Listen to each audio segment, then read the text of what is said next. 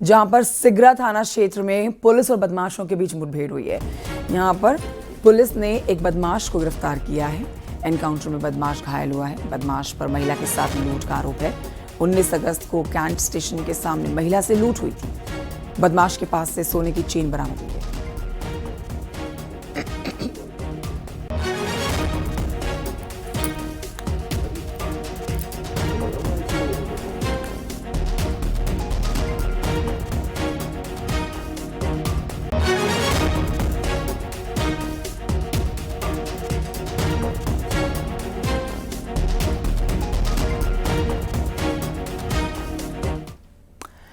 उधर मथुरा के कृष्णा नगर में 2 स्पा सेंटर्स पर पुलिस ने छापा मारा है। स्पा सेंटर की आड़ में स्पेशल केबिन बनाकर सेक्स रैकेट चलाया जा रहा था। सेक्स का एक काला धंधा चल रहा था, जिसका पुलिस ने खुलासा किया। पुलिस की रेड में 4 युवक गिरफ्तार किए गए हैं। साथ ही मौके से 15 लड़कियों को भी पुलिस ने हिरासत में लिया है। यहाँ कई राज्यों की लड़कियों को बुलाकर उनके साथ गलत काम करवाया जा रहा था। पुलिस को कई आपत्तिजनक चीजें, साथ ही नशीले पदार्थ बरामद हुए हैं। इन 2 स्पा सेंटर्स का नाम है ब्लॉसम और हेवन स्पा। दोनों कृष्णा नगर इलाके में पड़ते हैं। इन दोनों स्पा सेंटर से 4 लोगों को गिरफ्तार किया गया तथा 15 लड़कियों को रेस्क्यू किया गया। वहाँ पर कुछ भौतिक साक्ष्य और अभिलेख प्राप्त हुए हैं, जिससे प्रतीत होता है कि ये अनैतिक देह व्यापार का मामला है। इसमें सुसंगत धाराओं में केस दर्ज किया गया है तथा आगे की अग्रिम कार्रवाई की जा रही है। उधर ग्रेटर नोएडा के नॉलेज पार्क कोतवाली क्षेत्र में एक कॉलेज छात्र से मारपीट का मामला सामने आया है। सोशल मीडिया पर वायरल हुए वीडियो में 5 से 6 लोग नजर आएंगे आपको, जो एक छात्र को जमीन पर पीट रहे हैं और उसे गिरा कर मार रहे हैं। लात घूंसों से पीटा जा रहा है। कार में सवार होकर आए बदमाशों ने छात्र के साथ मारपीट की है, जिसका ये वीडियो भी सोशल मीडिया पर वायरल है।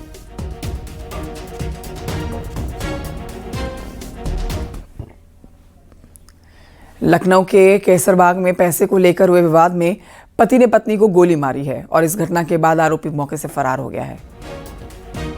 आरोपी पति मौके से फरार है। युवती राशिदा को पुलिस ने बलरामपुर अस्पताल में भर्ती कराया है। 3 महीने पहले ही दोनों का निकाह हुआ था।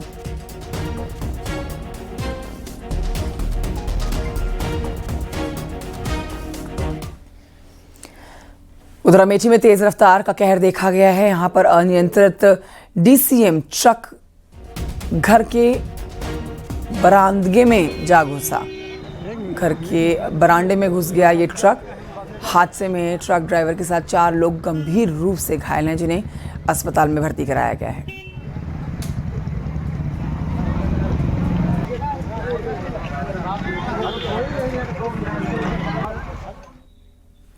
आगरा से खबर, जहां पर गैस सिलेंडर लीक होने से बड़ा हादसा हुआ। यहां गैस सिलेंडर में लीकेज हुई, इसके बाद घर में आग लग गई। एक ही परिवार के 14 लोग झुलस गए हैं। अस्पताल में भर्ती कराए गए हैं घायल लोग। बड़ी खबर आपको बता रहे हैं, एक ही घर के 14 लोग गंभीर रूप से घायल हो गए हैं, झुलसे हैं। गैस सिलेंडर लीकेज की वजह से हादसा हुआ है। घर में गैस लीकेज हुई, जिसके बाद देखिए भयावह तस्वीरें आपको नजर आएंगी। घर में आग लगी और घर के 14 लोग झुलस गए हैं। अस्पताल में सबका इलाज चल रहा है।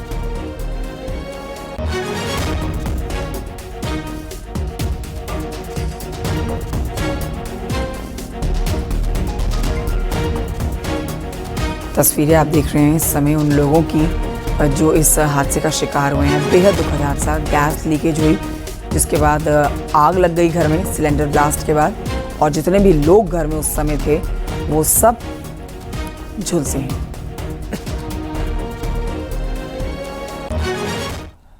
उधर भदोही जिले के रहने वाले एक युवक ने संसद भवन में दीवार फांदकर कूदने की कोशिश की है। युवक की पहचान रामकुमार बींद के रूप में हुई।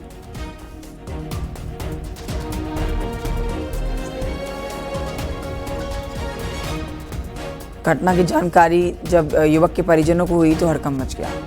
जानकारी के मुताबिक युवक सूरत की एक साड़ी फैक्ट्री में काम करता था। परिजनों के मुताबिक मानसिक रूप से वो कमज़ोर है। और परिजनों ने सरकार से मदद की गुहार लगाई है। उनके बेटे को घर वापस भेजे जाने की मांग की जा रही है। तब हमारे लड़कियां बताए ना कि संसद भवन में वही है इनका, तब हम कहा वहाँ कैसे पहुँचा, कैसे ना ही पहुँचा, आप उतरा घरे तो घरे ना ही पहुँचा, तो कैसे वहाँ पहुँच गए वहाँ। तो कुछ मानसिक स्थिति खराब थी? हाँ साहब रच के रहा, ये लड़की भाई बता ऐसे कुछ रहा, मोट दिमाग हो गया रहा। क्या चाहते हैं अब? हमारे साहब लड़कियाँ चलाया हमें और का चाहे साहब, 2 लड़कियाँ हैं हमारे, 2 जने उन पर 4 जने लड़कियाँ हैं साहब। उधर ग्रेटर नोएडा में हाई राइज सोसाइटी में एक बार फिर से लिफ्ट फंसने का मामला सामने आया है। तकरीबन आधे घंटे तक लिफ्ट में फंसे रहे लोग, जिनके लिए मुसीबत खड़ी हो गई। लिफ्ट से बाहर निकलना, कैसे निकला जाए, ये एक बड़ी समस्या बन गई। देखिए तस्वीरें भी आपको दिखा रहे हैं। लोगों ने यहाँ पर कड़ी मशक्कत के बाद लिफ्ट को खोलकर अंदर फंसे लोगों को बाहर निकाला है। सूरजपुर थाना क्षेत्र के पैरामाउंट गोल्फ फॉरेस्ट सोसाइटी की ये घटना। लगातार नोएडा से इस तरह के हाई राइज बिल्डिंग के अंदर लिफ्ट के रुकने, लिफ्ट के फंसने की खबरें आती हैं। उसी से जुड़ी ये एक और खबर।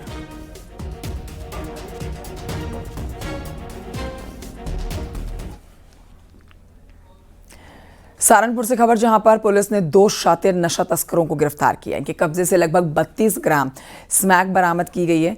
पुलिस को यह कामयाबी मुखबिर की सूचना पर मिली है। आमबेहटा तिराहे के पास रेलवे पुल के पास में चेकिंग अभियान के दौरान दोनों को पकड़ा गया।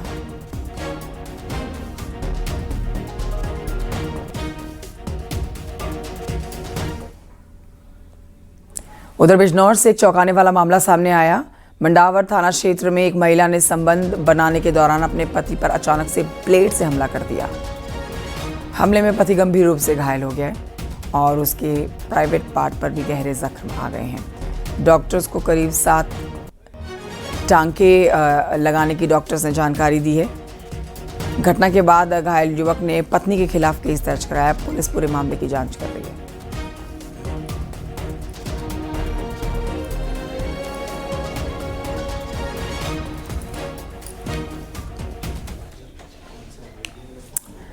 बढ़ते हैं आगे। एक राजनीतिक बड़ी खबर आप तक पहुंचाते हैं, जिसमें एमएलए पूजा पाल ने अखिलेश यादव को चिट्ठी लिखी है। एमएलए पूजा पाल ने लेटर में सपा पर तंज कसते हुए कहा कि बीजेपी सरकार में अपराधियों को सजा मिलती है, मेरे पति के हत्यारों को सजा मिली है, जबकि सपा ने मेरे पति के हत्यारों का पक्ष लिया। मेरा समाजवादी पार्टी की नीतियों से भरोसा उठ गया है। विधायक पूजा पाल ने अपनी हत्या की आशंका जताई। अतीक के भाई अशरफ ने की थी पूजा पाल के पति की हत्या। सपा के टिकट पर इन्होंने चुनाव लड़ा, जीती, विधायक बनी, लेकिन उसके बाद जिस तरह से बीजेपी सरकार ने इनके पति के हत्यारों को सजा दी, जिसके बाद पूजा पाल ने क्रॉस वोटिंग की पहले, और उसके बाद अभी विधानसभा सदन के दौरान उन्होंने योगी सरकार की तारीफ कर डाली। इसके बाद इन्हें पार्टी से निष्कासित कर दिया गया। गंभीर आरोप समाजवादी पार्टी, अपनी ही पार्टी पर इन्होंने लगाए। योगी सरकार में मुख्यमंत्री योगी से इन्होंने मुलाकात भी की। और अब देखिए ये चिट्ठी उन्होंने लिखी है सपा को। सपा प्रमुख अखिलेश यादव को चिट्ठी लिखकर अपनी जान को खतरा बता रही हैं।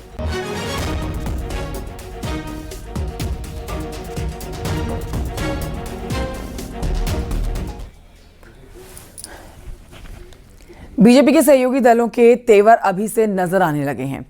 दिल्ली में निषाद पार्टी के अध्यक्ष संजय निषाद ने सम्मेलन किया, जिसमें दल एस.के. आशीष पटेल, एसबी-एसपी के ओपी राजभर और आरएलडी के नेता मौजूद रहे, लेकिन बीजेपी का कोई नेता इस मंच पर मौजूद नहीं था।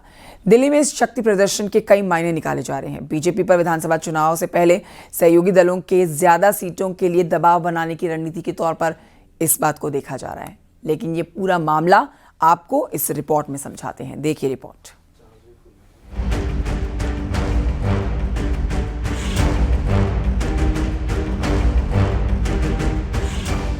यूपी में बीजेपी के सहयोगी दल साल 2027 की तैयारियों में जुटे हैं।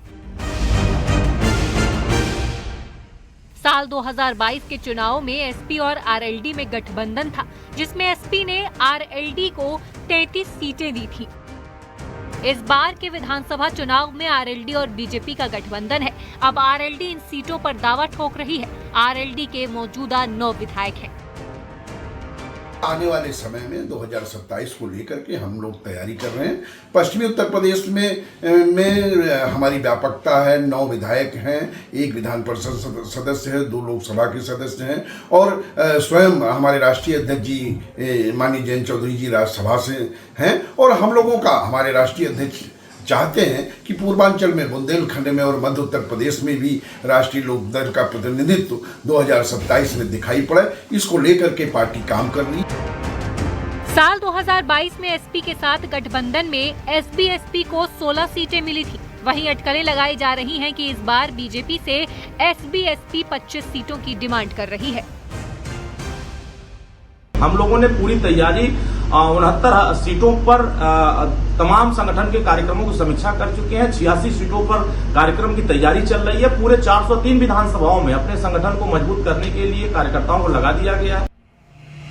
दिल्ली में निषाद पार्टी के अध्यक्ष और यूपी सरकार में मंत्री संजय निषाद ने पार्टी का भव्य सम्मेलन किया, जिसमें मंच पर अपना दल एसके आशीष पटेल, एसबी-एसपी के ओपी राजभर और आरएलडी के नेता भी मौजूद रहे।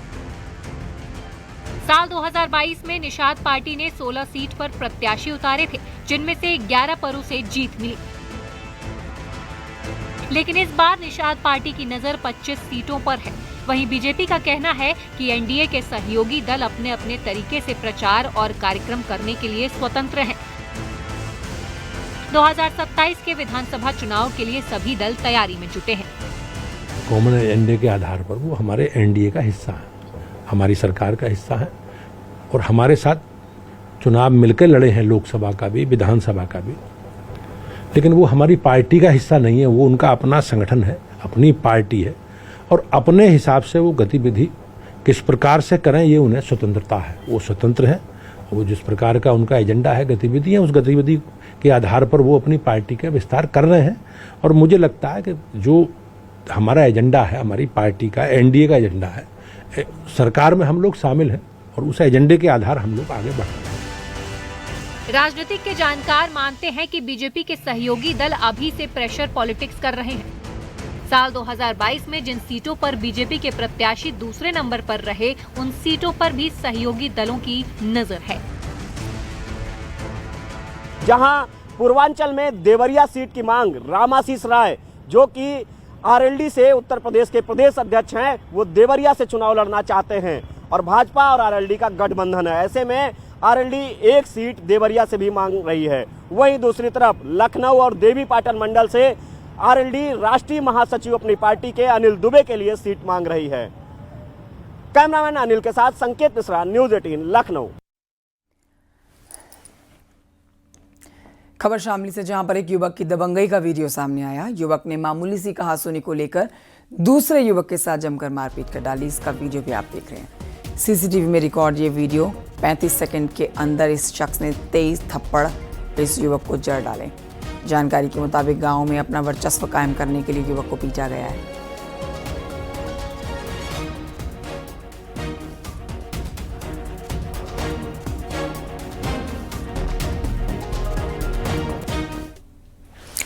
खबर जालौन से है, जहां पर कौंच कोतवाली क्षेत्र के ग्राम गमूरी में शख्स की पीट कर हत्या के मामले में फरार चल रहे कांग्रेस के पूर्व विधायक राम प्रसाद अहिरवार और उनके पौत्र अमित पर एसपी ने 25,000 रुपए का इनाम घोषित किया है।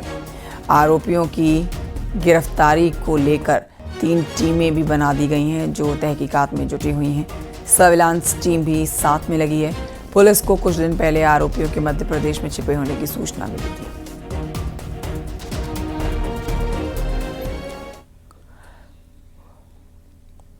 उधर बुलंदशहर में दिन दहाड़े एक ज्वेलरी शॉप में शातिर ठग ने बड़ी घटना को अंजाम दिया।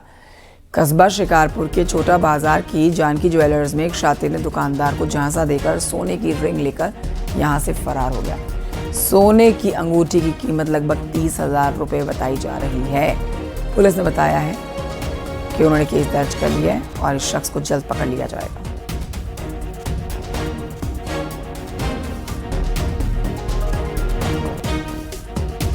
खबर मुरादाबाद से है, जहां पर बैंड कंपनियों के नामों को लेकर एक नया विवाद खड़ा हो गया है।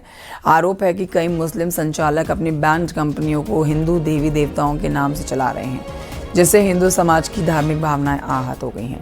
इस मुद्दे को लेकर राजधानी लखनऊ में भी रियलिटी चेक किया गया है।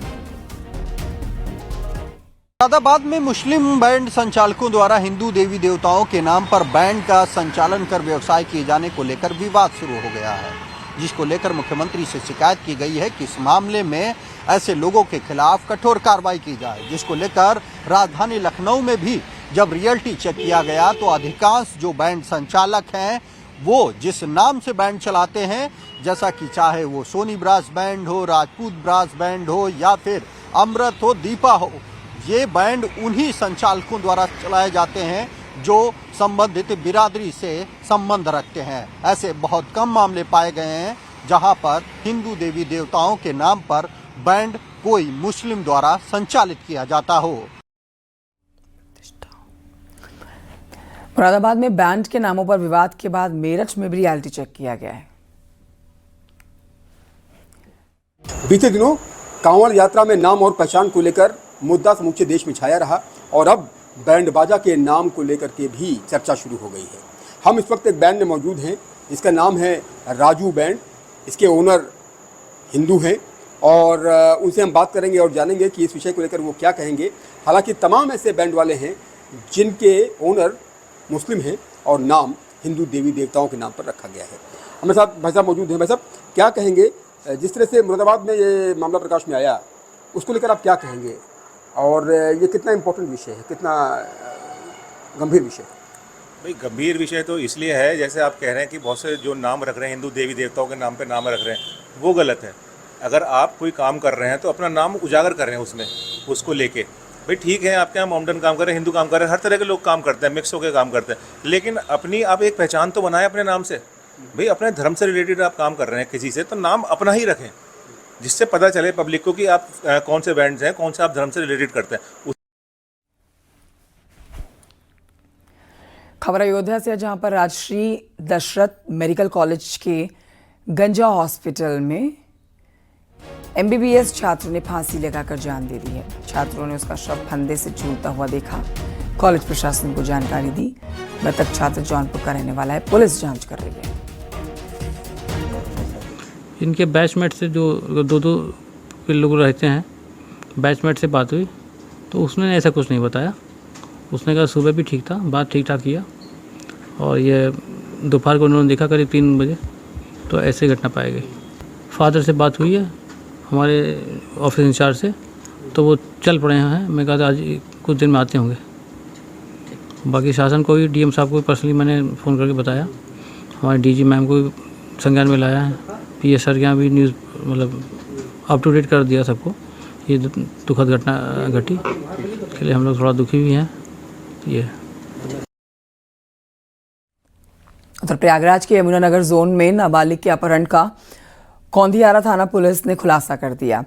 पुलिस ने 24 घंटे के अंदर 9 साल के बच्चे अंश केसरवानी को बरामद किया। 48 घंटे के अंदर नाबालिग का अपहरण करने वाले आरोपी को हिरासत में ले लिया गया।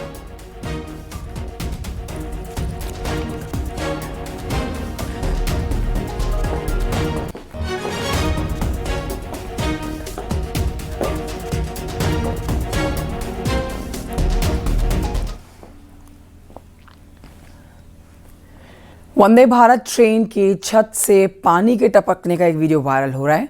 वाराणसी से दिल्ली जाने वाली ट्रेन, जिसकी संख्या 224345 जिससे जुड़ा ये मामला, वंदे भारत के कोच C18 के छत से पानी टपक रहा था। किसी ने इसका वीडियो बनाया। सोशल मीडिया पर पड़ते ही वीडियो वायरल हुआ। वंदे भारत ट्रेन में सफर करने वाले एक शख्स ने ये वीडियो बनाया।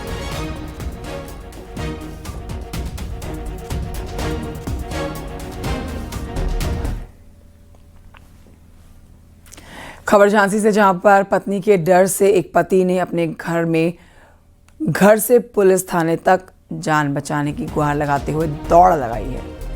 आरोप है कि पति ने पत्नी से किसी तीसरे व्यक्ति के बारे में पूछा तो पत्नी ने पति को पीटा।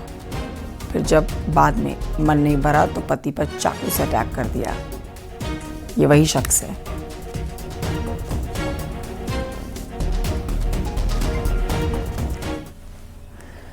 उधर प्रयागराज से खबर, जहां पर नई दिल्ली के बीच में चलने वाली प्रयागराज एक्सप्रेस में जीआरपी के सिपाही ने महिला से छेड़छाड़ कर दी। जब महिला ने इसकी शिकायत टोल फ्री नंबर पर की तो सिपाही डर गया, हाथ जोड़कर गिड़गिड़ाने लगा, माफ़ी मांगने लगा। सिपाही के देखिए माफ़ी मांगने का ये वीडियो सोशल मीडिया पर भी वायरल हो रहा है।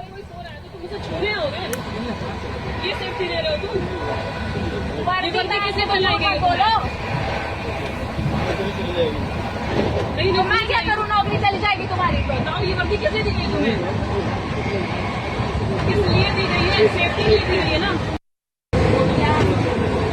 तो करने की क्या जरूरत थी?